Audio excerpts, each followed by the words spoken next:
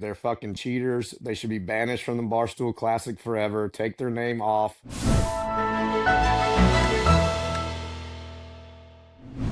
Big show today, everybody. We got some chatter about the Bryan Bros. People don't know that video is now out. We talk a lot about the background of that. We have a large rules discussion based on what happened at the Barstool Classic. We get into a lot of good stuff today. It's all brought to you by Chevy, the Equinox, your do-it-all SUV. But I kind of love today's show, gentlemen. I like the directions that we went into. Yeah, it was a great show. We just got back from the road. Great Barstool Classic. We took our Chevy from West Palm Beach down to the park and then down to Fort Lauderdale. So every time we're on the road, we're in our Chevys. So thank you to Chevy for being a part of the show for so many years. And we're about to have a great year on the Barstool Classic. This was just stop 1 out of 10, event 1 and 2 out of 20. So really great stuff. Chevy's along the ride with us for the whole entire way, so they'll be with us from every single event, which is great. And they have awesome signage this year. This like ridiculously shiny, bright Chevrolet logo light that's just right behind one of the holes. It's the coolest thing ever. People taking photos in front of it. It's awesome. It's like you take your Chevy emblem on your car and you maximize that thing by, I don't know, 3,000, and that's the size of this thing. It's awesome. Oh, yeah. They did a great job. The Equinox crushes it. We've been driving around that thing at all our travel throughout the year with active trim. Equinox is at home on dirt and gravel, polished for the course, prepared for the getaway. The bold, athletic, and confident style of the Equinox looks just as good at the course as it does off the map. Again, fantastic show today. Thank you, everybody, for listening. Let's get into it. The Chevy Equinox, once again, it is your do-it-all, go-anywhere SUV. Foreplay, presented by Barstool Sports. We got the entire crew here, including an incredible POV of Kevin Kisner, just in his element, if I could say. He was shirtless a minute ago, sipping coffee. I don't know. Yeah. It's a great POV. We got everybody. We got a great week here in the Foreplay world. We have the Barstool Classic Monday and Tuesday down at the park, which we kind of started off the week talking about. Great rules controversy that we have to go through. I know Kiz wanted to weigh in on that. We got to get the full story. Absolutely bananas. Some of the things that people try to get away with at this amateur fun tournament and net golf. Yep, Strickler. We got to get into that. We've got a couple administrative things I want to kick it off with, boys. PGA Championship merchandise. We're rocking the hats right now. Arana Mink. This one's up next. This is on deck for Major Championship Golf. Is the PGA Championship just outside of Philly. And we great relationship with the PGA of America. Trent's got the shirt. Me and Frankie got the hat. Kiz is camouflaged out because he's hunting, so you can't see anything on him. But can't even see him. Just a great name, Arana Mink. It's got that kind of epic golf course, golf club name, and then the PGA Championship, officially licensed PGA Championship merch, the kind of the subtle hints of Barstool Golf on the inside, and on the back there's just a small little tag, and then mostly it's Arana Mink PGA Championship stuff. So store it at barstoolsports.com. Make sure you go check that out. And then the last thing on my administrative list is our match against the Bryan Bros is coming out this week. I believe it's out. It should be out now if people are listening to the show. It should be on our YouTube, I believe, yesterday, Wednesday, which while we're recording it's today. That's coming out. A lot of history with the Bryan Bros on this entire podcast. Kiz has been playing against the Bryan brothers for a very long time in the golf circuit. We've been doing videos sort of like adjacent to the Bryan Bros for a long time. They were part of the Barstool or of the Internet Invitational last year. They're two of the better golfers in the entire space. They've got the Major Cut series with Grant, and they're doing things with Bob a lot. They're just around all over the place.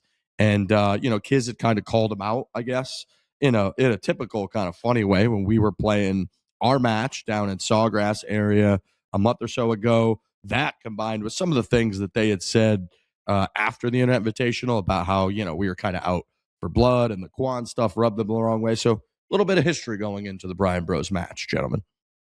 Yeah, it was great to finally get that one on the channel. There's no denying they're a huge YouTube golf brand. They've got that Major Cut series with Grant, and it's an unbelievable thing that they've been able to carve out aside from their pursuit of professional golf. Obviously, Kiz was successful in his pursuit of professional golf. So to be able to see them both succeeding at what they went out and tried to accomplish was pretty cool to see them, at this stage of their lives right now. I'm sure it was a different scene for the Bryan Bros growing up, with kids just kind of pushing them around for years and years and years on the golf course. But the Bryan Bros are for sure doing well for themselves now. And it was a great match. I mean, it really was. It was something that I was looking forward to for a long time. So I'm glad that it's finally out there, and I hope everyone enjoys the video, because I think there's many more to come after that first one. Yeah, and you guys need to practice more if we're going to play professional golfers again. That's for sure. It was a funny dynamic because we were trying to go back and forth. We played at Selena at their home course. They set the whole thing up. They allowed the video to go on our channel, so they were great about all that stuff. And the first time we really spent extended amount of a period of time with them, so that part of it was great. We were trying to come up with a format. We decided to do just us four as a scramble against those two as a scramble, and it was an incredibly tight match. But it's also funny where Kiz, look, Kiz has some history with these guys. Kiz wants to win. There's been competitive fire for your whole lives against these guys, and the teammates that he's stuck with are fucking us out there. So it's like Wesley's got George has Wesley, and Kiz has like me and Frankie are in the shit, and he needs Trent to hit the green on this one. It's like, God damn it. Every hole you see 3 of the greatest shots you've ever seen and 3 of the worst shots you've ever seen. That was pretty much the whole video. I wouldn't have it any other way, though, dude. Ride or die with my guys, and it was our first match ever together. I've never played with y'all on a team, so I learned some dynamics that will help us in future matches together as a team of, thinking you guys could handle a 3-foot putt, not really paying attention to that, and really how much I need to grind to get ready to be your fearless leader on the golf course. It's true, man, because you made the point too, because you're like, I know that this isn't a PGA Tour event, but you were like, Wesley and George are playing golf all the time, maybe as much as they've ever played golf.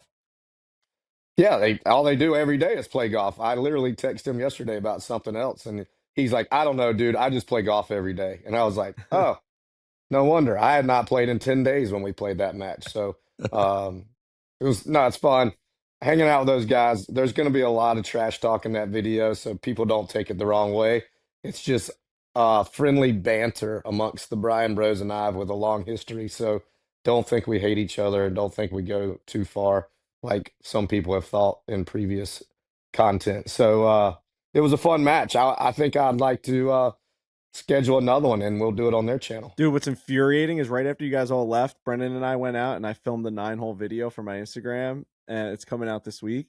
I couldn't have hit the ball better. It's just such a look into the mental side of my game. When I'm out there, I'm nervous. I've been anticipating that match for a long time. Kiz's partner for the first time, having to hit certain shots, couldn't hit a driver on the planet during the video. Go out there with Brendan, it's just like me and my buddy, just like, it's all, not thinking about anything, just hitting little draws. I looked at him after 4 holes. I'm like, what the fuck am I doing out here? We would have crushed these guys if I hit it 12% as good as this. So yeah, no, it's something I got to work on for sure. I mean, Kiz needs a better partner than what I gave him. It still ended up being a great match, though. Oh, for sure.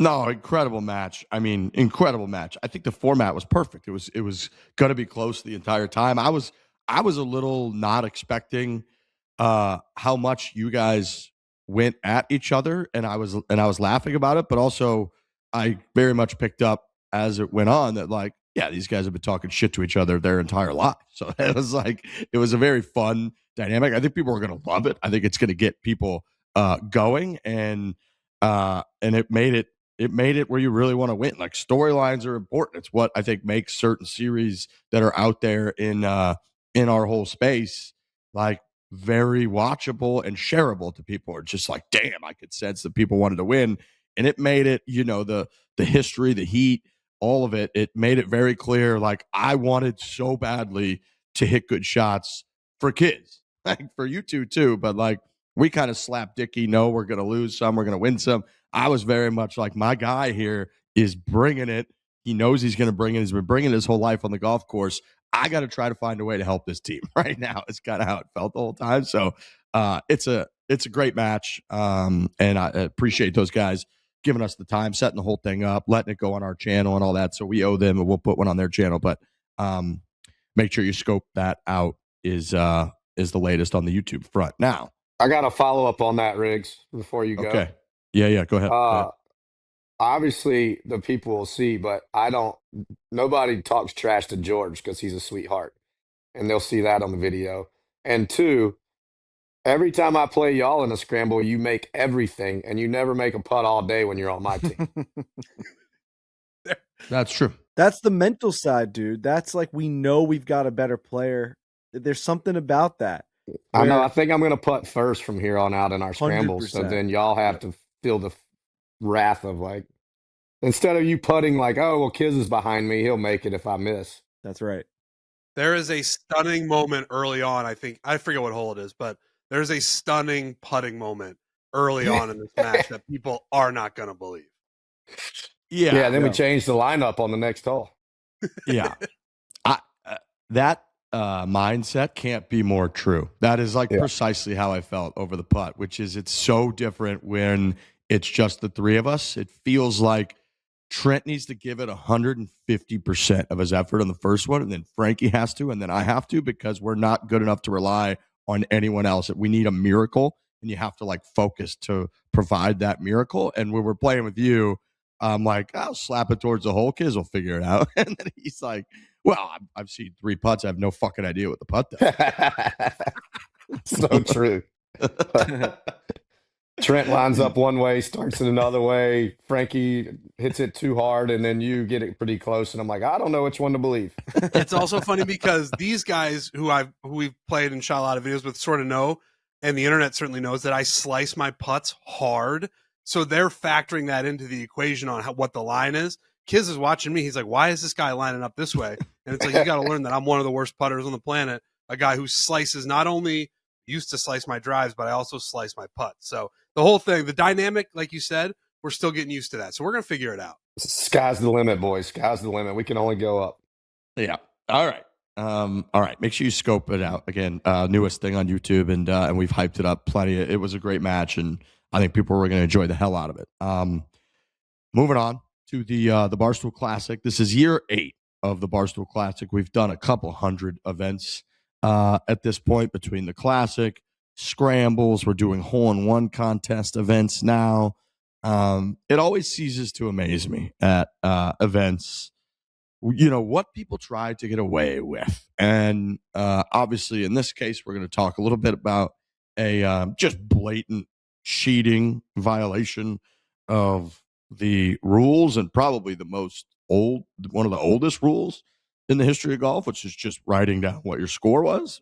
But we've had people steal tee markers. We had a story from when we hosted an office party of somebody stealing a photograph from a female employee's desk and then trying to use that as leverage to message them and get a date. Like we've had people try to get away with some crazy shit. And unless, like, when we had the tee markers being stolen, the way that would happen a lot would be either the night before, because we have Ryan Hopper and his team that come out to set up the Barstool Classic, all the kind of signage, infrastructure, whatever you want to call it, the night before, a good amount of time. And then if those holes, golf course, whatever, are near and in between homes, neighborhoods, people will run out there at night and steal stuff before the tournament starts. Or you would get people, if they play their last hole is hole 13, they'd grab a tee marker, throw it in their cart, go unpack their bag,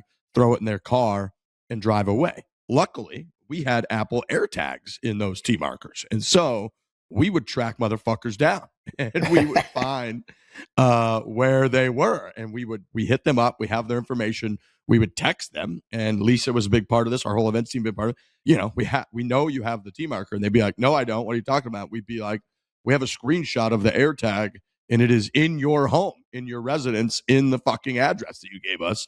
And they would be like, okay, you caught me. I have the tee marker.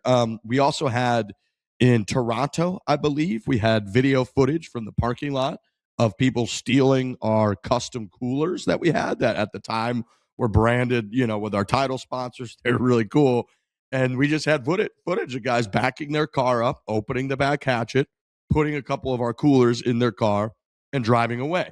We've had 2 different people over the course of the Barstool Classic that we had to rule were eliminated from the year's competition after qualifying, and then they were banned from the Barstool Classic going forward. One guy threatened me with like libel and all kinds of stuff, and he and I had a in-person confrontation outside of Lisi's Italian here in Pinehurst of that same year, and it was 2 people during the COVID year that had the same issue where they had 2 different handicap indexes in 2 different states, and of course, in both incidents, they used the higher handicap index is the one that they submitted for the Barstool Classic.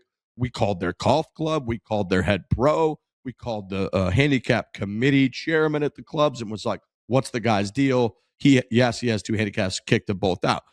But in other incidents where we have many times where people have been accused of doing things illegally, for example, when we were at Springfield Country Club, I believe there was a qualifier there like 5 years ago, and there was a 6, 7, 8 people that swore that a group that qualified, they didn't actually finish out their putt on the last hole. It was in front of the clubhouse, but those people swore that they did. The people that they played with, I believe, swore that they either didn't see it or that they did, and so you can only go off those people's word. That then brings us to this year's first day of the Barstool Classic qualifier, where again about 50 teams play in this thing. The top 5 out of 50 advance to the championship. If you win the championship, you won 20 grand. But even if you don't win the championship, you get 2 rounds at Greyhawk in peak season. You get food, beverage for 2 days. You basically get like a fully paid vacation combined with competitive golf. So qualifying is awesome. That now I'm going to set the stage for. I had to leave. I was coming and hosting this Adidas event here in Pinehurst. So you guys were left with what occurred on Monday afternoon. I want to hear how this whole bad boy unfolded with the rules dispute. Yeah, it was crazy. I mean, it's the first day of the Barstool Classic. We've got Yip Strickler out there, who has been an unbelievable addition to the Barstool Classic. He is keeping people on their toes. He's out there with binoculars, making sure that everyone's, doing the right thing and the whole deal. And he's calling out people who he thinks are going to qualify. They end up qualifying. I mean, the people that won day one, everyone kind of like let out a little bit of a boo because they knew Yip Strickler had called that they were going to win. He said that they had posted a bunch of 84s. He said that the one guy shot a 72, and with his 7.5 handicap, the odds of that on the Gin app were 1 out of every 1,687 rounds or something like that. So he's like on the microphone, he's like, congratulations, you basically should go play the lottery today, the fact that you did this. And, it's just, he's definitely keeping people on their toes, and it's good going forward. I also kept them in line. I'm like, yeah, people can have the day of their lives out here, and we're not going to turn that into a negative. And he totally understands that. But just having that presence around, you could tell, has changed the outlook of how people go about the Barstool Classic. So that was a fun little wrinkle into the first 2 events there. He's so into it. He's so actually into it. He's psychotically into it. And that is a big takeaway for me, is that it is he does know the bit. That's why he goes to TikTok with it, and that's why he goes online and the Memba stuff and all that. I was blown away at how real the whole thing is. Like, he is not fucking kidding. He's pissed the whole time. People roll up and you think he's kind of like sarcastically giving him shit when he's like, Riggs, this guy on the left, I had my eye on him last Tuesday. I already knew. And then he gets out of the cart, and Yip's never seen this guy in his life. He memorized what he looks like. He memorized his scores over the last 3 months, and he knows as soon as he takes a swing and hits the ball, Yip's like, that's what I thought. That's what I fucking thought. Dude, he was writing notes on people's scorecards in their cart before they got there. Like, they would open up the scorecard, and he would write, like, I know that you just uploaded 7 scores last week for the last month. And it's just like little notes, little warnings. It was one guy's birthday. He wrote a happy birthday note to the guy on one of the scorecards. But then I talked to one of the guys. I think it might have been the 84 guy who posted a bunch of 84s.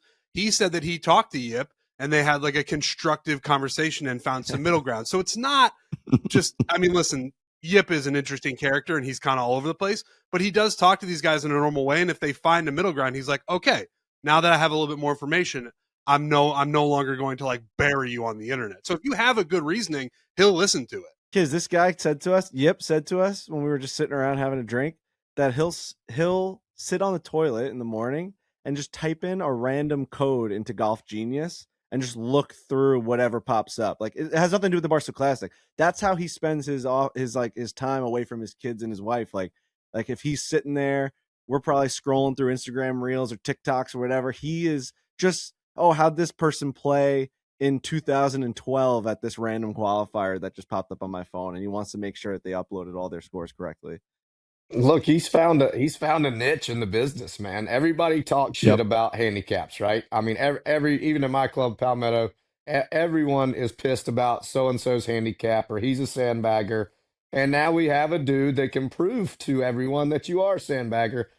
We had a big member guest like before Yip became Yip, like right when he started the member thing, that won our member guest at Palmetto maybe 2 years ago, and they paid Yip to do a full investigation, another guy in the tournament.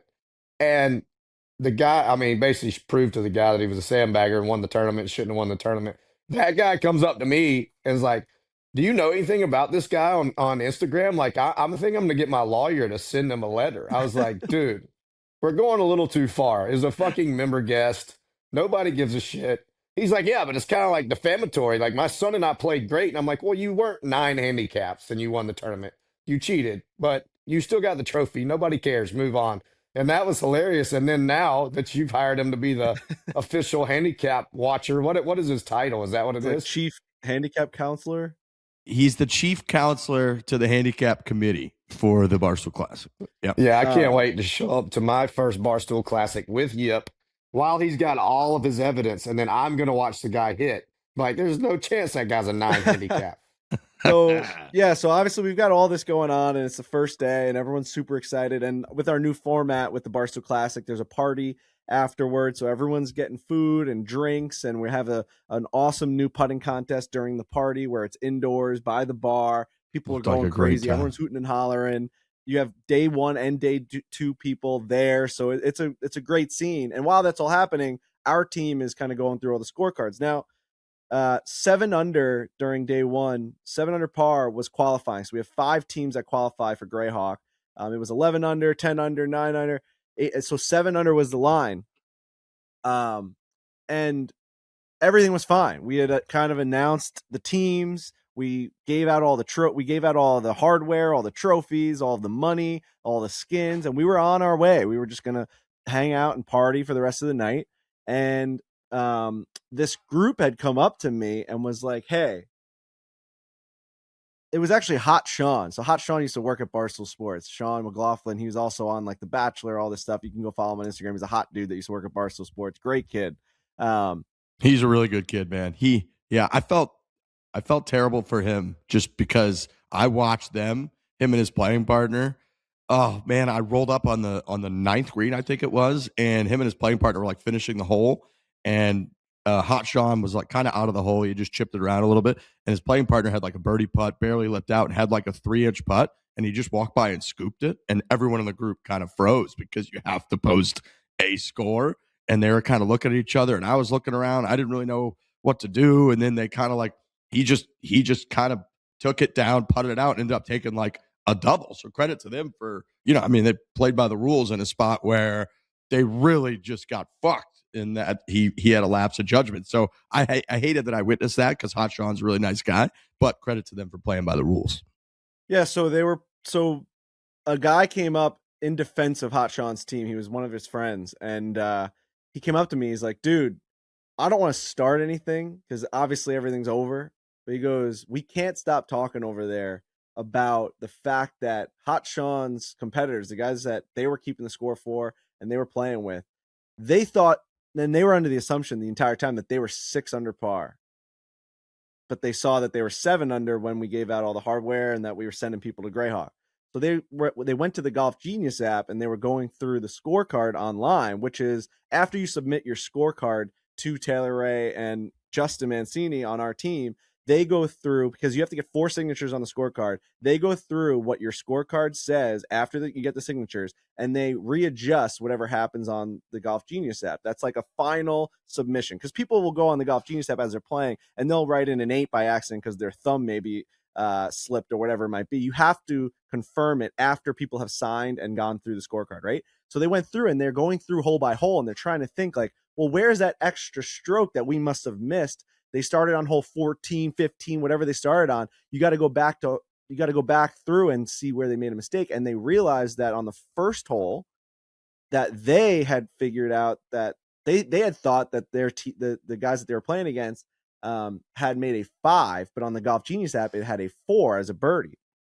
So that started. Now they're going through what they do, like what was the shots. They're trying to think back. Oh, I was putting for a par. I wasn't watching them. Did they celebrate a birdie? And they're all kind of going back and forth. I'm saying to them, you guys have 4 signatures on the card. We haven't seen the card yet. I'm like, we have 4 signatures on the card. There's not much I'm going to be able to do, but I'll go take a look. And they're like, I'm pretty sure. They're like, the one guy definitely made a 6 because he was out of the hole. And they go, the one guy that the 4 is written on Golf Genius, he hit it way left and then pounded one up in front of the green. And they're like, I don't think that they're like, he hit it to 20 feet and we don't remember if he made the putt. Like, there's no way he drained a 20-footer for birdie. Like they weren't celebrating. There's nothing. They're like, they're going crazy. So then now I'm like, all right, let's go look at the card. We go and look at the card, kids. And so we're going through all these cards. We look at the first hole because they're like, all right, if it says 4 on there, then like we just were wrong, right? Like because this is the guy who wrote down the scores. He's like, I must have just written down. We look at the card and there's a 5 erased with a new 4 and a circle over it. So now Yip fell to the floor when that happened. He literally fell to the floor because this is a dream. This is a literal dream for him. Our now quick assumption is that after they had gotten the signatures, they had went to the card, erased the 5, put a 4 in, and then submitted it. So that's as illegal as it gets in the game. That's illegal in every sense of the word. So yeah. You're getting people to there it is. So on YouTube you can see there's legit, and that 4 is crazy. Different than the 4s to the right of it, right? The guy who kept a card kept a clean. Yeah. It's clean not even card. the same 4. Not even the same 4. So we're losing our minds. That's a new 4. On the last show, we talked about Catch Me If You Can. This is literally Catch Me If You Can. So you can see the 5 is clear as day, right? So now we go, all right. So we go over to Clay, the head pro over at the park, and he's kind of going all over the place with this. He's like, there's no way this is happening. We end up calling the caddy who was in that group because now we're trying to do the investigation. Now the caddy was like, I don't really remember the putting out, but he goes, if I had a gun to my head, I'm going to say it was a 5. He goes, I don't think they made that bomb. He's like, I was with the other guys. I was cleaning their clubs, but like, there's no way those guys made an up and down from that spot. I really don't think so. So now we're like, all right, playing partners said that they saw a 5. The caddy saw a 5. Now what do? So we end up calling the guys. All right. So now I go into a quiet room. I call the people that are being accused of this. And mind you, like I had talked to these guys at dinner after the round, and they're members at like elite golf clubs. Great guys, by the way, like had drinks with them. We were sharing sun cruisers. We're talking about mutual friends that we've seen across the country and played with. So I'm thinking to myself, it can't, like, this had to have been a mistake somehow. And I'm still going to hold out that shadow of doubt of that potential that it may have been a mistake. And I'll say that after. But I called one of the guys and I go, hey, here's the story. We're not going to expose your names or anything. We're not trying to ruin anybody's life. We're not trying to make anyone have the worst day of work ever. This is what's happening. The guys that you're playing against say something happened on the first hole. And I don't even know that I got really too specific. And the guy immediately at the airport goes, you know what? I think we may have made a 5. He basically cut me off. I don't think it was a 4, dude. We're so sorry about that. So it was immediate. Like, we basically caught you.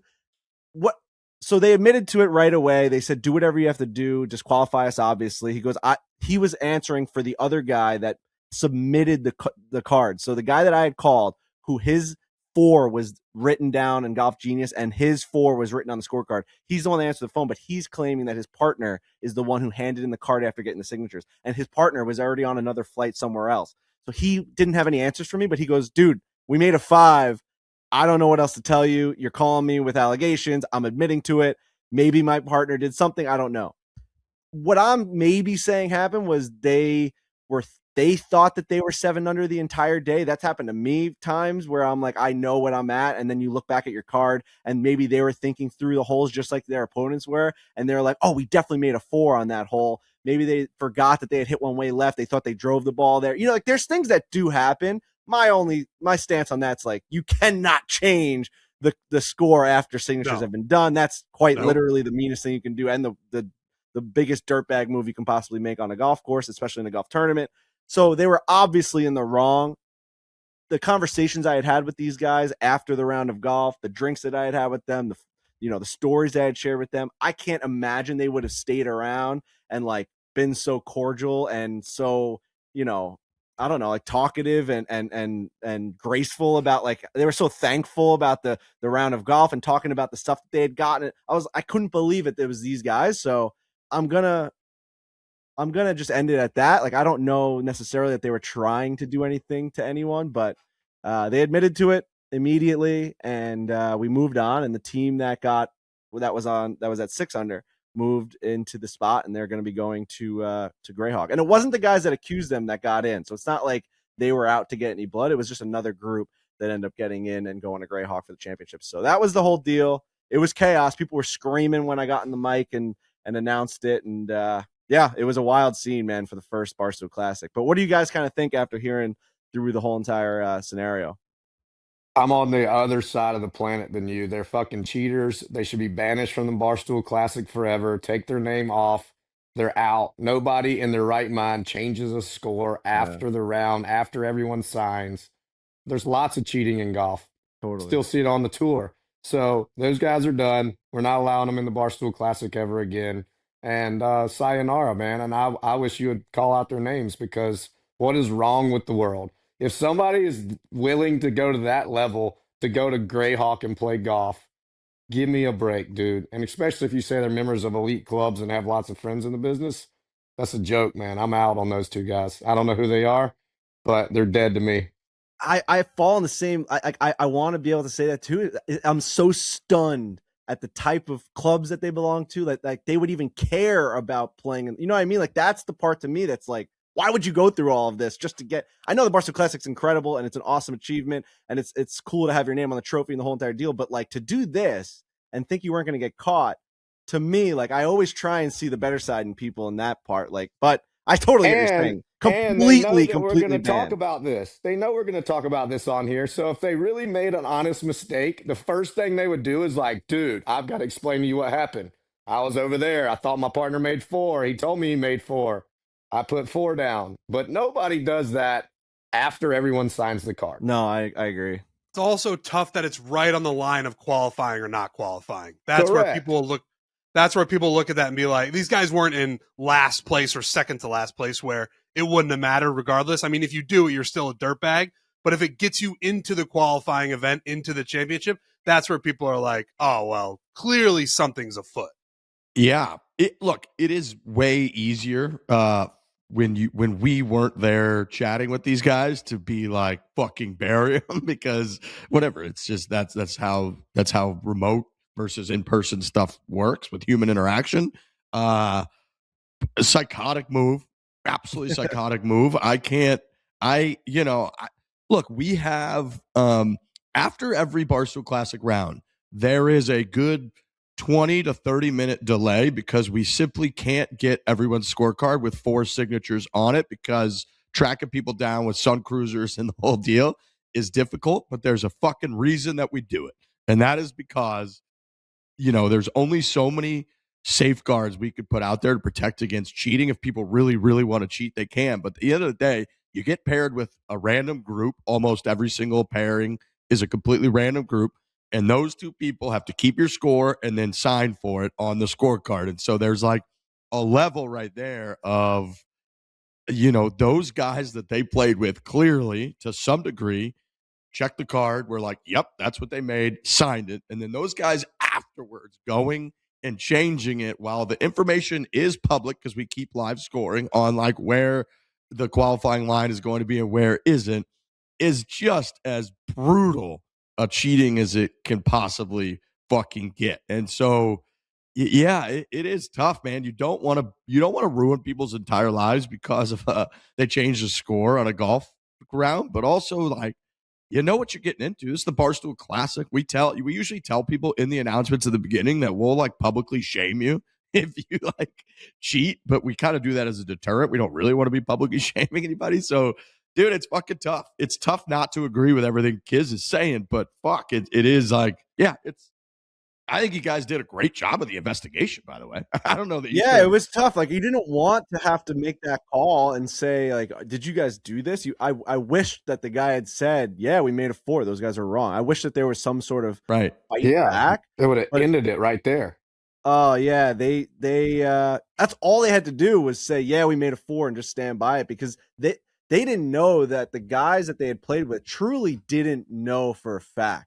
Like there Right. was a lot of question, because they were all over the place on that hole, and like they were on another team's fairway, and then like they came back to us and we weren't paying attention because we were rattled that we weren't playing a par 5 like well with the wind at our back. Like they were just rattled, and they're like, we didn't see them celebrate, but we don't know. Like that was also 3 hours ago. You know what I mean? Like they're like, we have no idea what happened on that hole. That was the only one that stuck. The thing that was the aha moment for us was that was the hole that stood out to them in their mind. And then we went and checked this card, and it was a erased 5 with a 4. We lost our minds. We were like, holy fuck. I felt like an investigator. Like I really felt like I was in, like one of those daytime police shows. You can't make it up that was Yip's first event.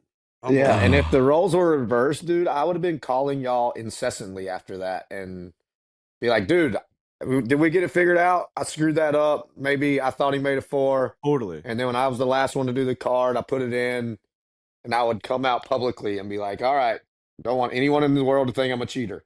That's right. Yes. Yeah, I haven't heard from anyone. It's not like they reached out to me. I mean, I'm the one that made the call.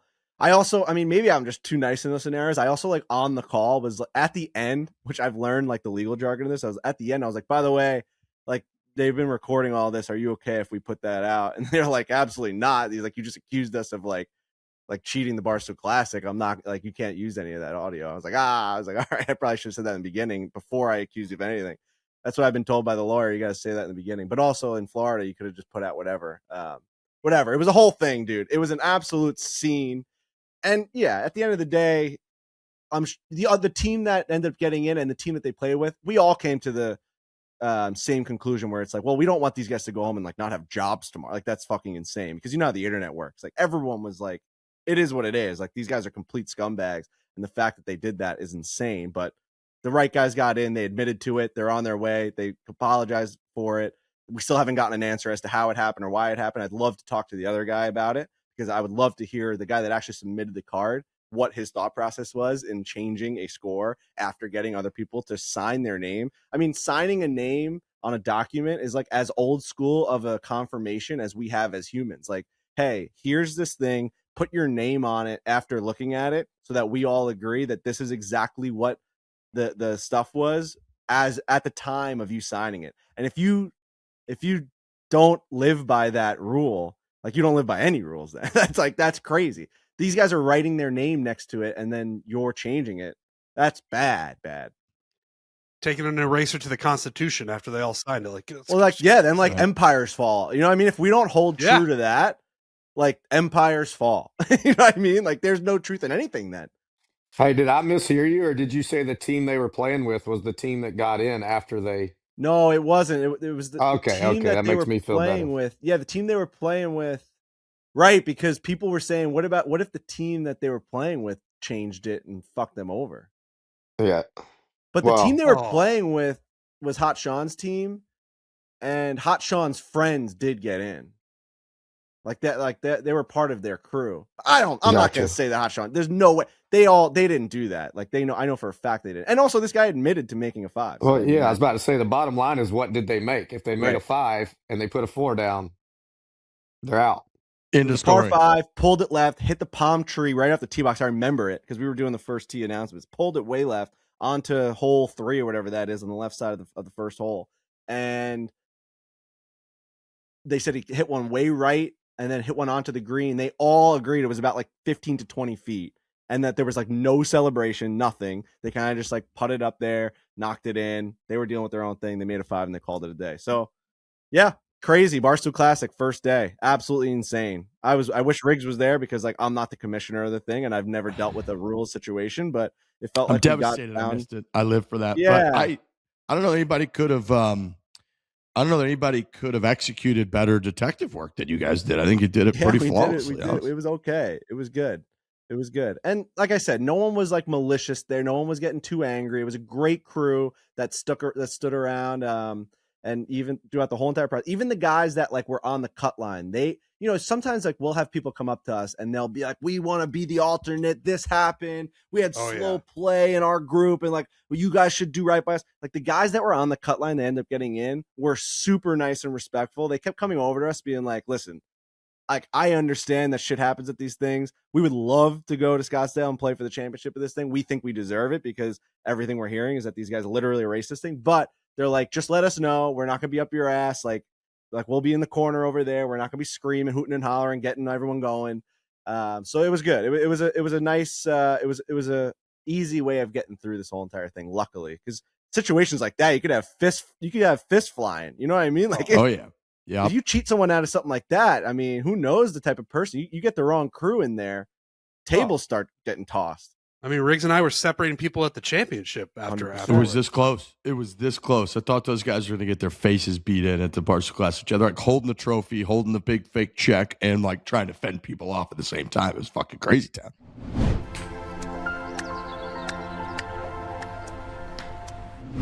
This episode is brought to you by Kraken, the official crypto platform of Barstool Sports, and the only platform we trust not to slice one out of bounds when the market gets shaky.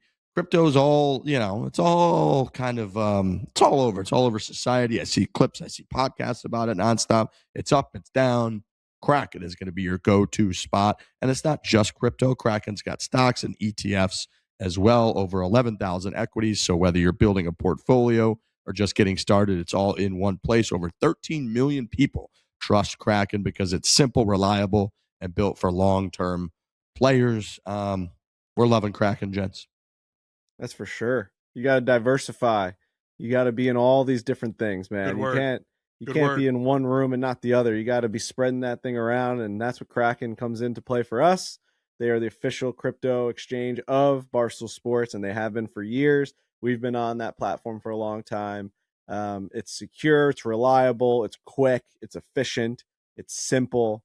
And that's what you need right now. Like you said, things are kind of all over the place. It might feel a little bit daunting to get involved in it. And at the end of the day, they make it as simple as possible. And it's at this point for our generation, it's like an essential thing to know about and to be involved in. Trent, should we give Frankie a layup there on the spelling bee that he's 0 for 2 on? Oh, do you want to try to spell diversify? Diversify? Yep. Diversify. DIVERSIFY. Hey! Let's go! Come on now. Nassau Community College. Couple credits left until I get you my. did that in the air, which degree. I don't see that often. Is that new? That's a new one. Like, yeah. You're in the Hall of Fame in baseball now, batting .333. That's right. Rewards for holding certain assets. Geo restrictions apply. You can get up to $200 when your buddies sign up through your referral link. Terms and conditions apply. Build your stack like your handicap slowly and with fewer disasters. Kraken's giving you $25 in Bitcoin. New users go to kraken.com/barstool. Use the code Barstool25 when you sign up. Again, that is Barstool25 is your code when you sign up, deposit, and trade $100. You're going to get $25 in BTC. Done. It's great. That's kraken.com/Barstool and use that code Barstool25. You are, in theory, a grown man making better decisions about what you put in your body, but are you paying attention to what goes on your body? Here's the thing. Using grooming products with harsh chemicals, it's like washing your car with dish soap. Sure, it might get the job done. You might think it gets the job done, but you're stripping away the protection and actually doing long-term damage. Most guys think they have to choose either products that work or products that are better for you. Guess what? Every man Jack says that is BS. Every man Jack says that they're clean, naturally derived formulas, have none of the garbage the other guys use, no parabens, no dyes, no shortcuts, and they're incredibly effective. And guess what? It smells great. You smell great. Your skin Smells great. Their coconut-based body wash cleans while hydrating. Their new 48-hour antiperspirant has unbelievable glide and staying power. I'm using Everyman Jack every day, gentlemen. Absolutely. I was thinking about this because I take my Everyman Jack on the road because I was thinking about hotels and like what product that they probably buy in bulk to put in those little containers that are attached to the shower. I just don't want to get involved with any of that. I know not everybody travels all the time, but it was just something I was thinking about over the weekend when we were on the road. And I take it on the road for that reason. But even if you're just staying home, it's good for your body. It's good for your skin. It's good for you. Who knows what these other brands are putting in their stuff to make it smell good and whatever. Everyman Jack, it's clean. It's good for you. Use that as opposed to the other guy. I promise it's better for you. I agree. I've been bringing it on the road. I've got it here. I just love it. I get compliments. Trent complimented me the first time I put it on. I was like, "You smell good and different. What's going on with you?" I said, "Guess what? I'm on the Everyman Jack train. Everyman Jack, clean, effective, made for men. What more could you want? Start your new routine and find Everyman Jack at Walmart, Target, Amazon, Kroger, or wherever men's personal care products are sold." The Spittin' Chicklets crew has created a spirit inspired by Ryan Whitney's favorite drink, award-winning New Amsterdam vodka mixed with fresh pink lemonade. The result is this exceptionally smooth, great-tasting vodka with notes of candied lemon. Look, these are all over the Barstool Classic. They've come on with the Barstool Classic. Birdie Juice, Pink Whitney, #1 flavored vodka in the United States. We love having Pink Whitney on board. Oh yeah, pinkies up. People were going pinkies up all day, just ripping those Pink Whitneys. Rolled through one of the groups at the Barstool Classic yesterday, and you could hear the cluttering of all the Pink Whitneys like by their feet as they get out of the cart. It's unbelievable. Just those things go down smooth, and if you're making a lot of birdies, you're making a lot of good choices because you're going to Pink Whitney. Absolutely. Barstool Sports is only endorsed alcohol brand. Go get a bottle of Pink Whitney. Pinkies up, as we said. Pinkies up is the rallying cry to the group. It means it's time for Pink Whitney shots.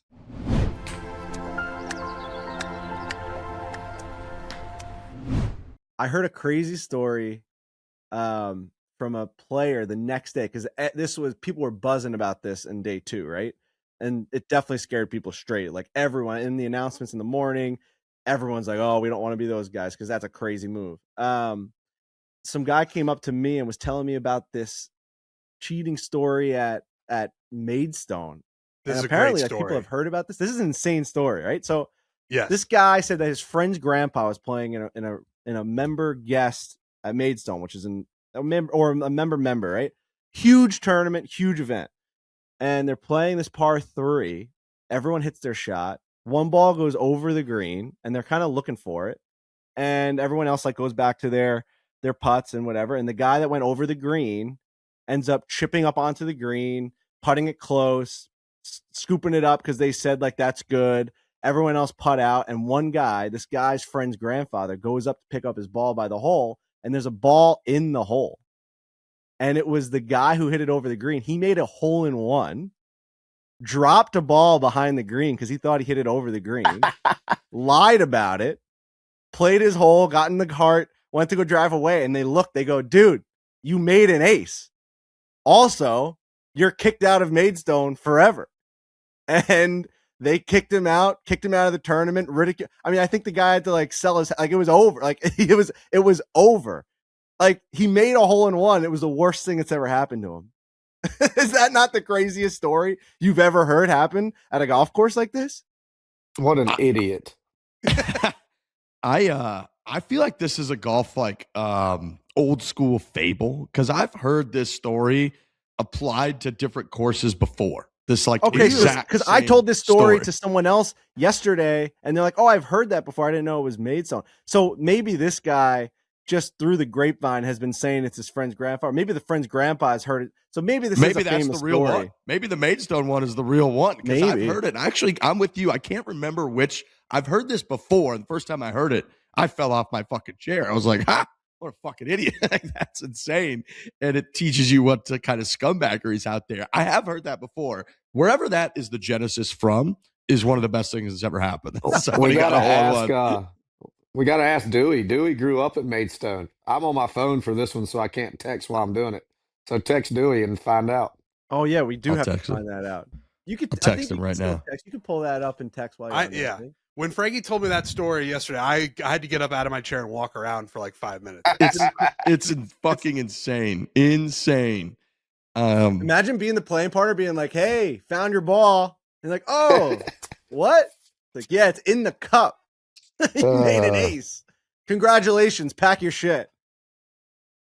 I was playing a big gambling match one time in a mini tour event, par five blind second shot, and I hit this 3-wood, and we get up there, and it's like all in the last hole, and I can't find my ball anywhere, and I'm getting pissed. Looking the bunker short over the green, and they all just play out, and they're like, "Well, kids, you lost the hole," and then as one dude puts it in, he's like, "Holy shit, your ball's in the hole. You made it two." Albatross on a par five. But unlike the Maidstone guy, I didn't just randomly drop a ball and act like I found it. Right. Dude, someone else told us at the Classic yesterday that they had played Augusta, not a big deal, and that they had made. Sorry, it was his brother, and he was playing with him. His brother made a 2 on 15 and a 2 on 16. They call him double deuce. Wow, Wow. that's impressive. I said that's Wow. got to be the only 2-2 that's ever happened on 15-16, right? That's fucking crazy. An albatross to a birdie at Augusta. I mean, come on. Yeah, like when, if ever, has the last two happened on 15? Like tournament play, never. Shot heard around the world, boys. Shot heard around the world. My guy, 1935, Gene Sarazen. One of my favorite Masters moments. I'll never forget it. One of my favorite Masters. Riggs had that moment in our Masters draft, and he really walked us through the emotions of watching that shot happen, and really it brought him to tears, I think. We need to People know if could he do it. followed up with a birdie on 16. I'm trying to actually find that out right now, but I You doubt and it. you and Gene Harrison go way back, Riggs. You're tight. They're buds. Yeah, we were man. doing favorite Masters moments, and that's just again, Trent described it perfectly. I walked him through, but the emotional up and downs of that 4-wood that he hit in there, unbelievable. Honestly, from 235, kids. Kiz, are you a golf historian? Like, are you obsessed with like the old school stories of golf? No, I know nothing either. Right. Like, you ask me something that's outside of my window of playing, no chance I know. It's interesting. Like the more professional athletes we've met, there's like a certain pocket of professional athletes that are obsessed with everything that's ever happened before them. You can ask a hockey player about certain guys that have goal records or whatever it might be, and they'll know everything 1 through 100. And like there's other guys like you that just they kind of came up through the system and just worried about themselves and didn't really watch much. I'm not saying you didn't watch much golf, but like they don't really consume stuff other than their own game. Yeah, the guys that can like name what year dudes won tournaments and how many, I can do that for my own game, but that I couldn't tell you anything. Like even in TV now, I'll be like, man, who won this tournament last year when I'm about to do the tournament, and I have to go like look through and do my work. It's pretty fascinating. But boy, I can remember every shot I hit and why I did it and what I was thinking and where the wind was and why we hit that club and I mishit it, or I mean it's crazy what I can remember on my own, but I couldn't tell you one thing about, 5 years ago hardly. No, neither Anyone can else I. did. It is funny how I have a pretty similar memory and like I almost remember things historically that I've read that happened before I was alive versus things that happened a year ago. Like I'm with you where somebody asked me the other day who won like the Stanley Cup last year, and I was like, I had nothing, and I lived That's the Stanley great. Cup playoffs. Like I'm watching every game. I remember watching, and it took me forever, and I finally got there. And it was we had the Panthers Oilers going back and forth. Like I finally got there, but for like 10 minutes, I was like, I don't even remember who made the playoffs last year. It was a fucking year ago. It's like fucking crazy. Kids, have you ever had any like what kind of cheating issues have you ever seen in golf? You must have seen a bunch playing competitive golf. Oh yeah, man. I've had guys, I've seen guys at scoring trailers refusing to sign scorecards where they're playing competitors because they think they cheated. Um, had, situation on the course where I was like, wow, his ball is closer than I ever thought it was going to be while I'm playing with a person. Um, yeah, there's been, I mean, obviously the P. Reed stuff in the bunker and various things he's done in his career were pretty blatantly obvious. But there's definitely cheating that happens and sticks with you for a lifetime. Yeah, Right, it because we should. think about, like, we watch golf coverage, and in the past couple of years, there's been a couple instances where, like, they'll be looking at whoever's ball in the highest frame rate you can have, and their club's kind of behind it. They're brushing the grass, and people are like, "Oh, that ball moved," and that's what they think about now with cheating scandals in terms of golf. But what we're talking about is more like tours that aren't on TV. Like, I gotta imagine when there's people playing on these smaller mini tours, and there's no TV coverage, there's no radio coverage, there's no nothing. Am I right to assume that there's some shady shit going on a certain percentage of the time, or are guys pretty honest mostly? I would say the guys that cheat always cheat, no matter what level it is. It's just innate in them. And I would guarantee you that on the lower levels, there's more of it because they can get away with it. And they know how crucial it is to succeed for their future. And, for the majority, my entire career on tour, I never saw anything sketchy. All the guys are very good. But, the guys that had the history of it, you always watch them more closely. It was fascinating to see. I can remember a President's Cup that the Americans were like gonna stop the tournament because of a situation they thought was happening on the other side. And even in all these President's Cup teams rooms that I've been in now, being an assistant captain twice, they still talk about that situation. And it's fascinating, man, because that would ruin a person's life and career if it came to that, all to fruition that they got called out. We stopped a tournament over it. Like, you're just done, dude. You'd That be was done. insane. God damn. Yeah, that's What do you what's your take on this 2026 version of, like what Trent said, where a ball oscillates a millimeter when they're zooming in at 8K because like a wedge is behind the ball in high rough, and we're saying like that the guy was supposed to see that. Meanwhile, with the naked eye, no one could ever see a ball moving like that. Yeah, I don't think there's any part in the game for us to go give a guy a penalty for something you can't see with the naked eye. And quite frankly, I don't think you should even be able to see something move on TV and call it in. Now, if it's blatant, like a guy moved his ball or, changed his lie but like something totally unaware happening, you shouldn't ever be penalized. I've always said that the rule is funny because we care so much about golf balls staying in a perfect position until they get to the green, which is the most important part of where you're actually placing a golf ball. Like, think about when you mark a golf ball, are you putting it back on the exact same dimple in the No same exact? chance. There's no chance. No Like, chance. if No you chance. asked never. the greatest golfers in the world to put the ball back on the exact same spot that they marked their ball, it would be 0 out of 100. But okay, so I put my iron behind a ball in the rough, 185 yards out from the green, which so many things can now happen from here to the hole. And you're going to tell me that ball moving one dimple to the left because the grass moved underneath, maybe a fucking ant moved underneath it, I'm supposed to stop and take a stroke for that? Meanwhile, I can move the ball an inch basically on the green. That's crazy. That's insane to me.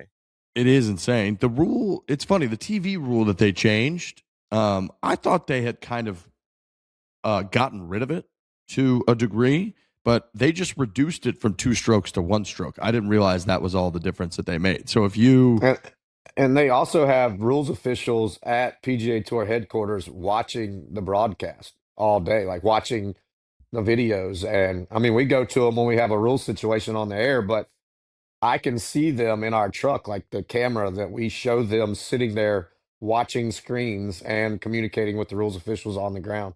That's wild. Interesting. That's wild. Yeah. And it's funny because we're coming at this at the original part of the conversation like, damn, how do you police everyone? We got to get them out there and make sure people aren't cheating. And then the other side of it is sort of like, well, if the fucking ball moves a millimeter and it's determined, right? The rule states that it says a new rule reducing the penalty from 2 strokes to 1 stroke if a player unknowingly moves their ball, addressing situations where high definition television replays reveal movement not visible to the player in real time. That's crazy that that's a penalty at all.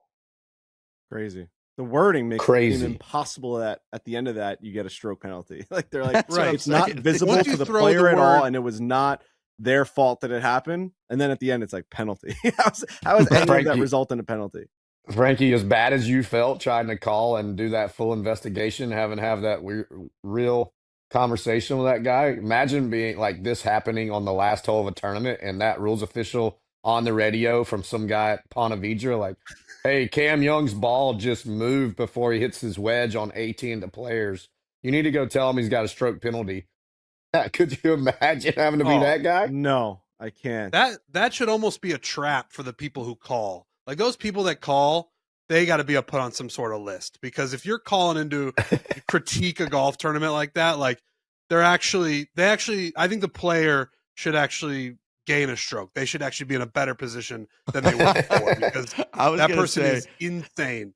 It's like in the NHL, if you challenge and you're wrong, you get like a 2-minute penalty for your team after. It should be like if people call in from their couches and like they're wrong about it, whatever that difference in money would have been for the player if they were penalized for that week, like that person should have to pay into a kitty for like. Love that. It'll be charitable dollars that the tour gives away. Thank you for your $108,000 there, Steve. We're going to give that to FedEx St. Jude. I'm also just picturing it's definitely a corded phone that they're calling from. It's not a cell. This person is living in the past. They have a landline, and they're like, I just saw something at a golf tournament that I don't agree with. It's ridiculous. Speaking of crazy rules, I've been having this in the back of my mind. It's been a fire in my chest since I saw it. The Carolina Hurricanes game against the Ottawa Senators. They were in overtime, and there was a goal, a game-winning goal that was then challenged. And you can go back in hockey, for anyone that doesn't know, you can, once the puck enters the offensive zone, no matter what happens, 10 minutes can go by. As long as the puck doesn't exit the offensive zone, you can go back and challenge the entry of that and see if it was offside. And you can reverse the call. Like, so 9 shots could happen between the time you bring it in and the time that you challenge it. So this happened. They went in, they got into the offensive zone, they skated around, they ended up scoring, they challenge it. It was deemed offside, which was a questionable call too, because they said the guy didn't have any possession going across the line, whatever. So now you're saying to me that in that rule that you went back in time and you can take a goal out of the net off the scoreboard, but within that time frame that they were skating around the offensive zone, someone had slashed a guy on the breakaway on the entry, and they gave them a penalty shot. So they're saying that, like, we went back in time and we take the goal away. You were offside, but what happened after you were offside, we're going to call a penalty on that.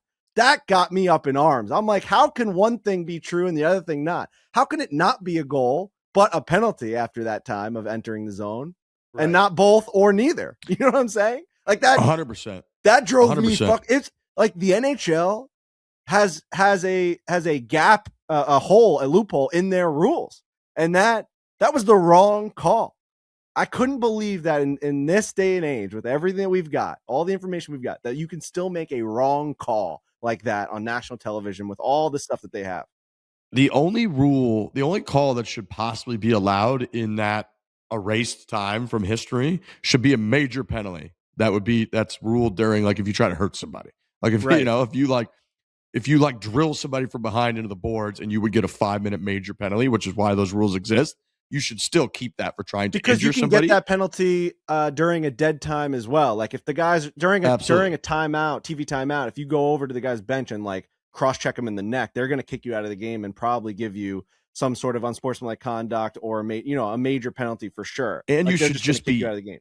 You should just be penalized for trying to hurt someone. Like, no matter right. when. This was a slashing on a breakaway after the offside entry, where they're like, okay, it's not a goal and it is offside, but after he advanced through the game, they're basically saying that now that's a live play, which, like, if it's a live play, how is it not a goal? Dude, drove me fucking nuts, man. No, it is crazy. But I could also see them being like, we have to enact the rules, because if you had your iPad guy doing the replay and you determine on the bench that it was definitely going to be offsides, and when we get a whistle, we're going to challenge, and you're like, well, guess what, guys? Now go fucking headhunting for the next 2 minutes and just kill all of their players because there's no penalties. Kill them. Fucking murder them. Would be like, so I think you got to have some kind of rule in there. But that is a good point. I think the entire rule is preposterous. I don't even think they should be able to challenge offsides in hockey. Honestly, I think it's such a like. Well, you extinguish the fire for sure. I mean, that's got to be why that they're allowed to do that. You have to have funny watching. I mean, Frankie had to be hooting and hollering at his house. Anybody Oh, who would yeah. listen. And Riggs was like, "But this is probably why they do it." Frankie's got that smile on where he's like, "Oh yeah, that's he's a good like, point." never thought of that. Never thought of that idea. Riggs Hannah just- has probably heard about this ruling for 48 hours on like why this is a problem, and Riggs is like, "Well, this is probably why they do it." And Frankie's like, "Sure." You better Fuck, go man. apologize to Hannah, Frankie, for her just having to listen to that bullshit for 2 days. Dinner last night's all I was talking about. That's great. Good stuff.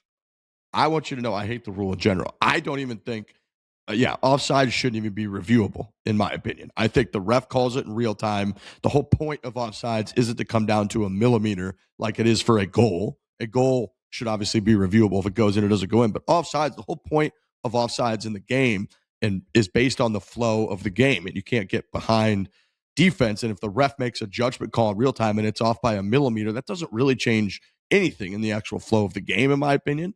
And, so I hate that you can even review it, let alone go back and take away goals. I think the rule in general fucking sucks. I think it should be egregious things that happen are reviewed by the league, because we would assume and we would hope that the league is a unbiased opinion and confidently saying that is offside. So like it would have to trigger something in Toronto where they're like, okay, we have to step in. That was definitely offside. The guys on the ice missed that. But to have this coach's challenge where they pay a guy a ton of money that's in the locker room that just zooms in and as every entry happens in the game, they zoom in on every single guy that's entering the zone and they alert the guy on the bench saying, hey, if a puck goes in while we're in this offensive zone, it was offside. Make sure that, like, by a millimeter, make sure that you guys challenge us. That's this guy's full-time job. I'm not trying to take jobs away from these video guys because they're the best in the business. But, like, that's fucking crazy that's what the game has turned into. Yeah, I agree. But, like, you don't want them to miss like something that was, like, 8 feet offside because, like, if that's determining who's the best team on the ice, that's bullshit. Speaking of rules and stuff, and we've been talking a lot about it the whole show, I read somewhere that the Corn Ferry, maybe next season, the Corn Ferry Tour is going to start publicizing pace of play stuff on like player profiles. Did you see that? Yeah, it says I haven't. So it says PGA Tour slow play policing policing takes big step on the feeder circuit. Says starting next month, speed of play statistics for Corn Ferry Tour players will be made public for the first time following a decision made by the PGA Tour Policy Board. Shout out to our boy Hoffman, who was on that forever, in November.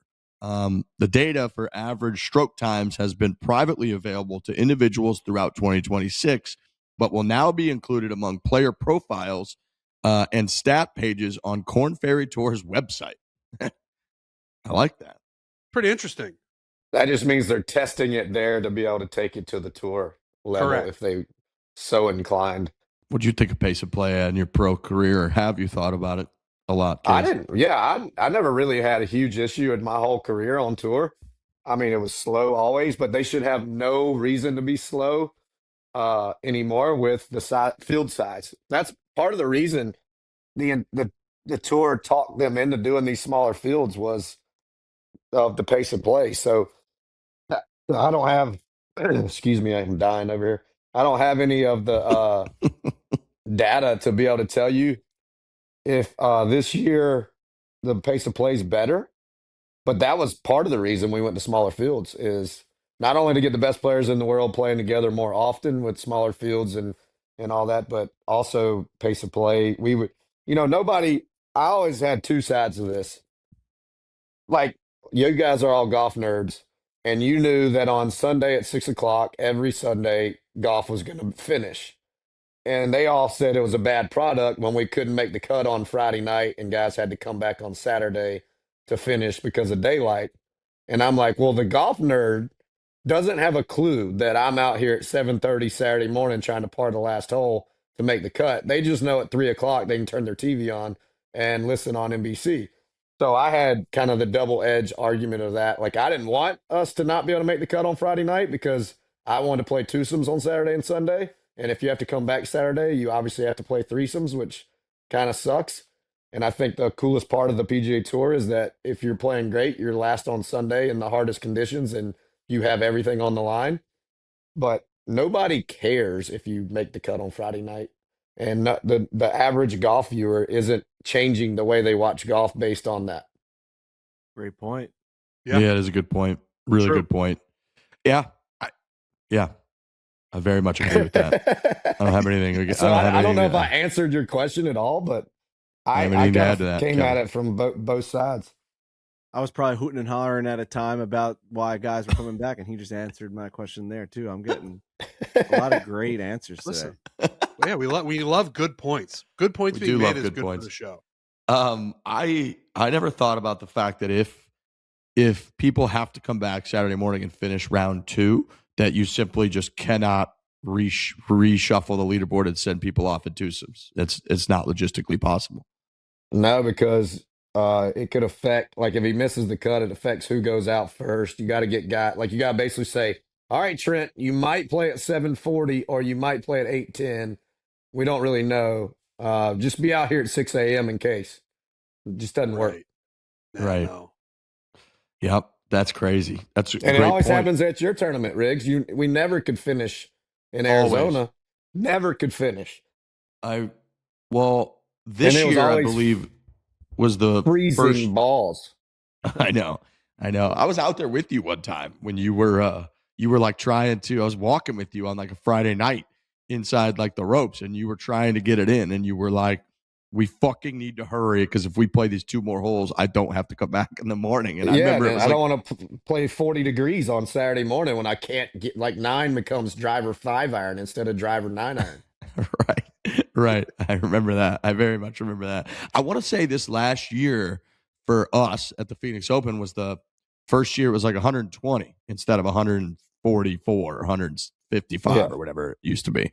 And I don't think we had that issue. But yeah, that's also, our tournament is right around. It's before daylight savings. Yeah. And it's like a month after the winter solstice and like a month before daylight savings. So we have like no daylight to get it done.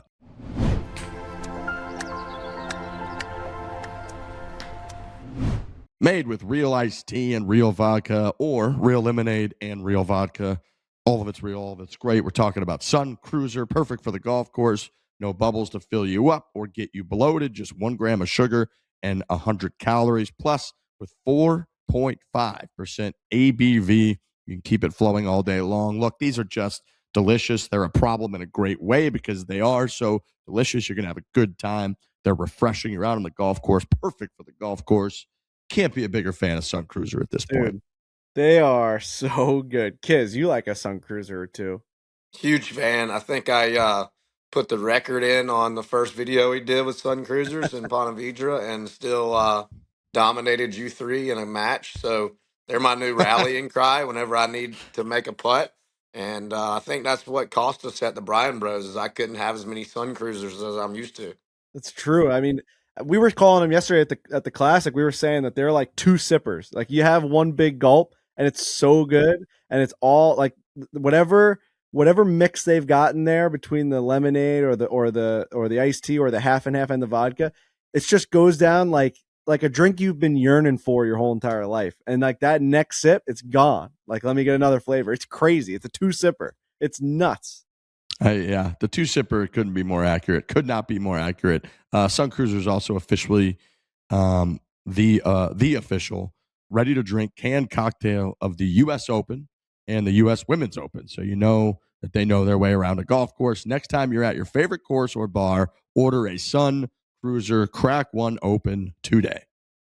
Traditional home security brands make home security a headache with expensive monthly fees, contracts that get you locked in for years and years and years, and system hardware that requires a technician to set up. Guess what? Simply Safe is the solution and the brand I trust for my home. That's true. I'm here right now in the home. I use Simply Safe. We got cameras around because I'm out of town a lot. We've got a smart lock from Simply Safe on the front door that you can change the code anytime. You can lock the door, unlock the door.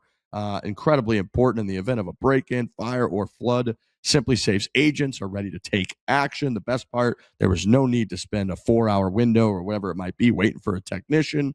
or grinding over the most frustrating thing in the world, which is setting this kind of stuff up, you could get the entire system live in under an hour on your own terms with Simply Safe.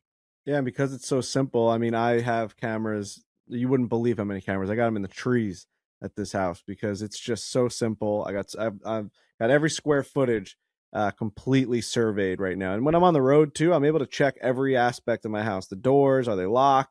What's going on in the back door? What are we doing in the front yard? Oh, the guys are putting mulch in right now. I was getting alerts. They're by the side of the house. There's a lot of things going on. You got to have your eyes on everything, and you got to be secure. And Simply Safe just makes it as simple as possible. I change most of them are hardwired. I change some of the batteries when I need to, and they last for months, man. It's unbelievable. It's so easy. Oh, yeah. They do a great job, and they have for years. We've been using them for years, and it's just been I use the app. I'm on it. You can check the cameras. You can change the lock, like I said. Very simple, very safe. I want you to experience the same peace of mind that we do, which is why we've partnered with Simply Safe to offer an exclusive discount to our listeners. Right now, you can get 50% off your new system by visiting simplysafe.com/foreplay. Again, 50% off your new system. Just visit simplysafe.com/foreplay. That's half off at simplysafe.com/foreplay. There's no safe like Simply Safe.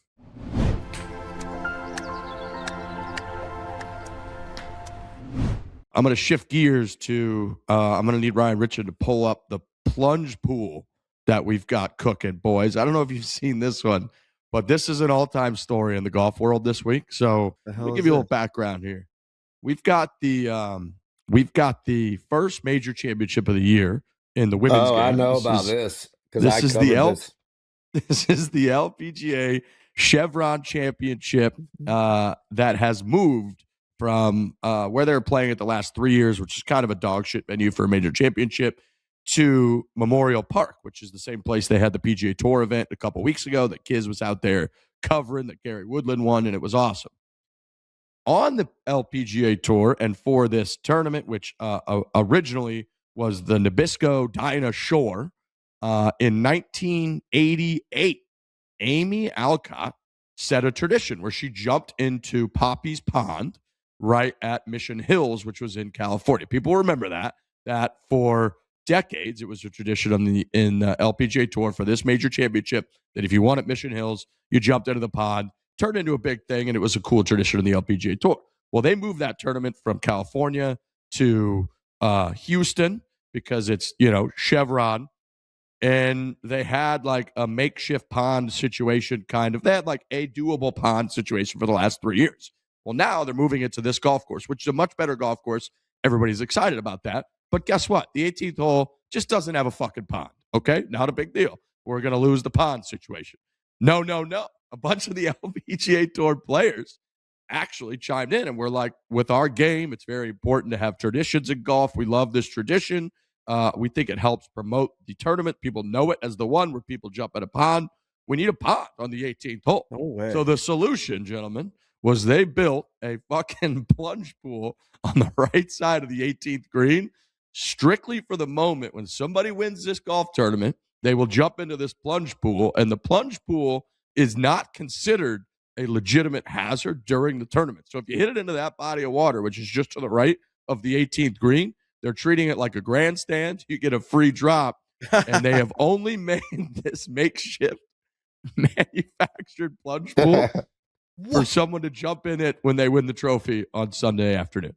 I've got so many questions. Can I start? Please.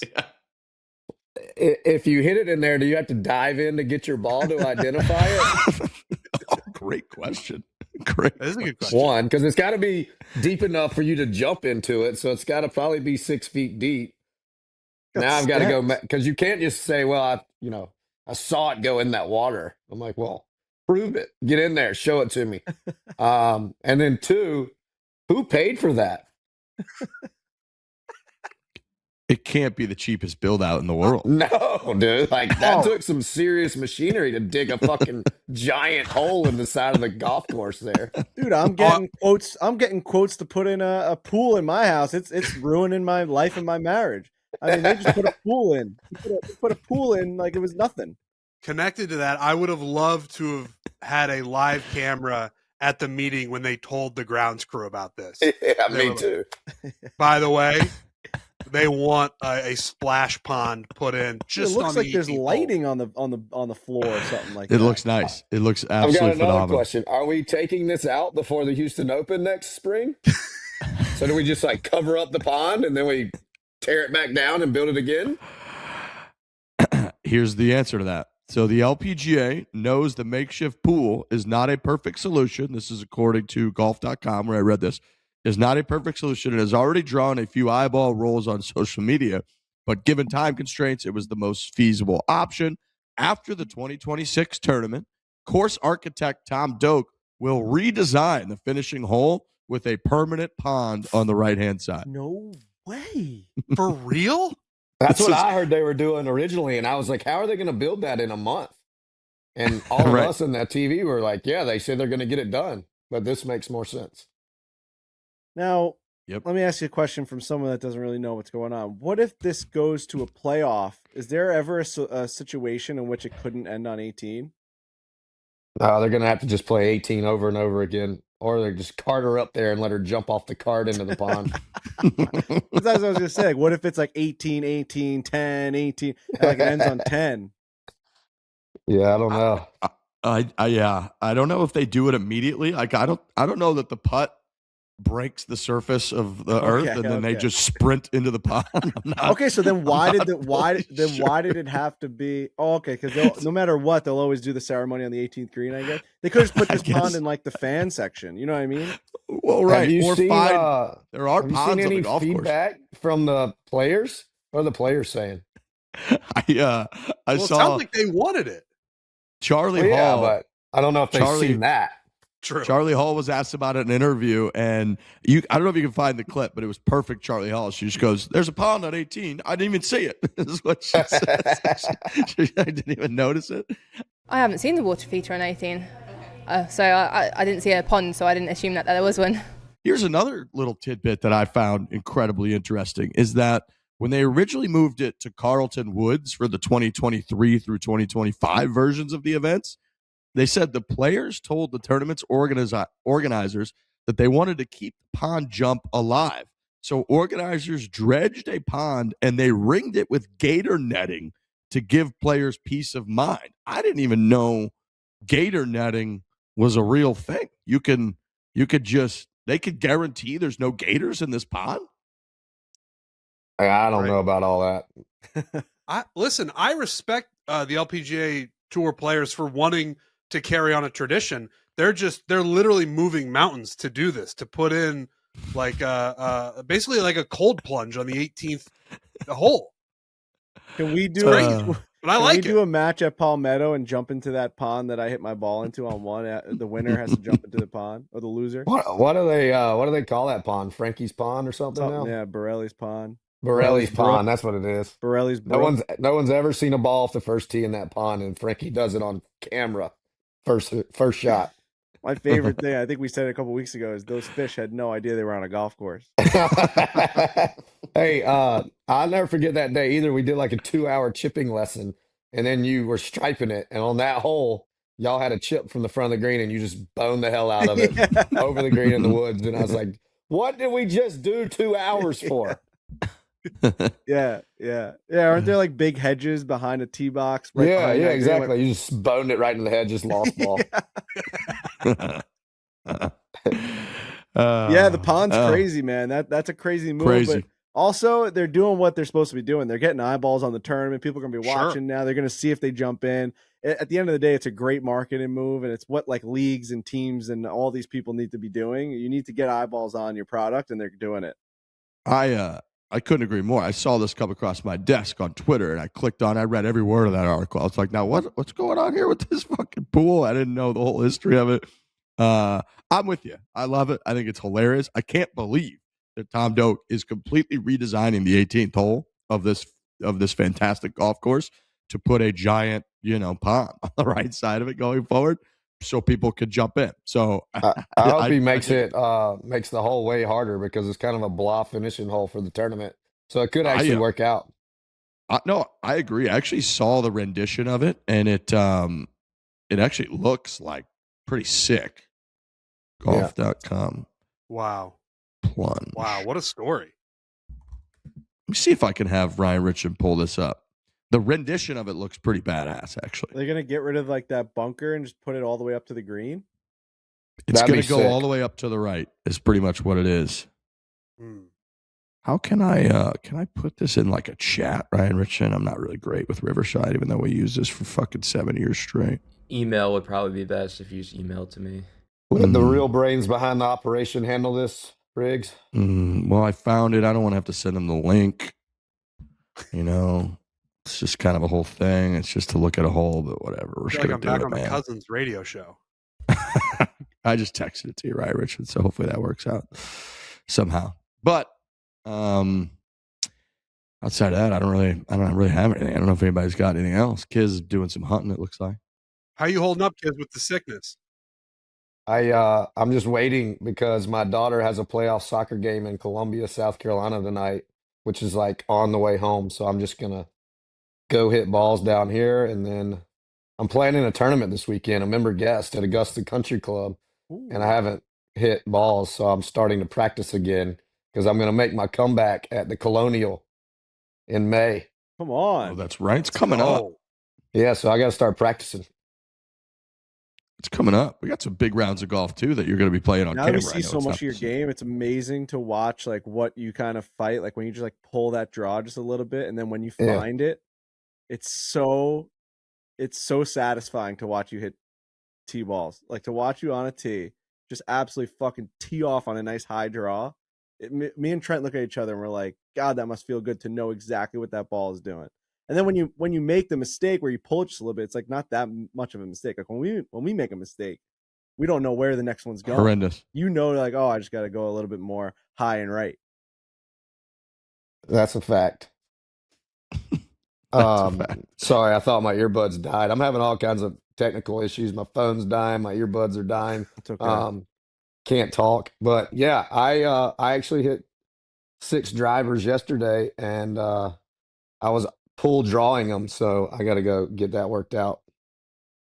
But they're still in play, unlike air drivers. That's what I mean. Like Correct. it's still in play, but maybe now you're in the rough instead of the fairway. But yeah, no, it's been fun to watch, and I can't wait to now watch you tee it up in an actual fucking event. That's gonna be I got to neither. get ready with y'all on camera here in about 2 weeks or something like that. We got a big couple days. Oh yeah, We got some real golf courses. We got some absolute. By the way, you're just so making you that guys happen. We're finally making that see happen. it. That's the rendition. Sick. Yeah, that's going to be cool. Isn't that awesome? Yeah. That's Tom Doak. Yeah, that'll make that second shot way harder.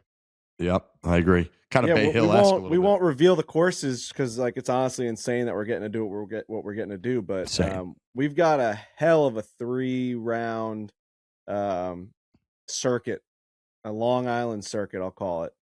That Kiz is coming to the island. We're gonna treat him right. Yep. Are we gonna go to Borelli's? I would love to go to Borelli's if the timing works out, and I mean it's just so far from where we're gonna be. But get us a helicopter. You're rich. Yeah, land on top of a 71-year-old roof. No, I'd rather be the parking lot. Yeah, it's going to be incredible. Chasing Kids, I think we're going to do, which is it's going to be really fun. Really. What does that mean? Well, it's like don't ruin it. You can just text it to me. Well, like what do we know? It's a debate. Like what do you have to start at? Like if we all start at a number to make it fair for like you actually have to chase us essentially. It's almost like fighting off Kids. Yeah, if we all play our own ball, where does each of us have to US start? Open tees. Yeah. Trent, 30 under. Okay. Maybe 35. Okay. I mean, we're playing golf. Yeah, rules, putt it out. Ball in hole. Yeah. If you hit it out of bounds, you're re-teeing. At all 3 courses too. I don't know if you want to do like a 3-day event. We'll probably just do like individual ones because like you'll have winners of each course. The thing with you and Riggs is I don't ever know which one's better because y'all both like either look like you could shoot 75 or you could shoot 95. So easily. I don't really know how to handicap y'all. Riggs Trent's lost the to most Trent at consistent. Oakmont, and I lost to Trent in Pebble Beach. Right. Yeah, correct. Trent feels like he's going to be around the 90 every time we play, 90-ish. Yeah. I You agree. two could be all over the map. All over the map. But that's the I idea. know. I think it's good. I think that'd be fun. Play Yeah. real golf. I'm down It'd be because real. I'm gonna go ahead and get my rules official hat ready for the Internet Invitational, and I'll be telling y'all what y'all are doing wrong every time you have a rules hiccup. Oh, for sure. We're gonna need that. I love that. I love that a lot. Mm-hmm. We need that. All right, gentlemen. That's all for my lineup. That's all for my notes. That's all that I have for today. If anybody doesn't have anything else, we can shut this bad boy down. I think that's about Everybody it. good? Yeah. Everybody I'm good? all Clear? good. I love it. All right. Well, everybody, as always, have a fantastic weekend. We got an amazing amount of travel coming up per usual. I'm excited for a lot of the things that we're doing at PGA Frisco for the Barstool Classic. Got a little Oklahoma golf. We've got some Long Island golf. So a lot of fun stuff coming up that will keep everybody abreast on the situation. But thanks to Ryan Ritson editing this whole bad boy per usual. Go check out the YouTube versions of these if you haven't already, or for the next one coming out. Gear yourself up. And again, PGA Championship merchandise stored at barstoolsports.com. That Bryan Bros video is out. Otherwise, we'll be back next Tuesday. Hit it hard. Hit it hard. Hit hard.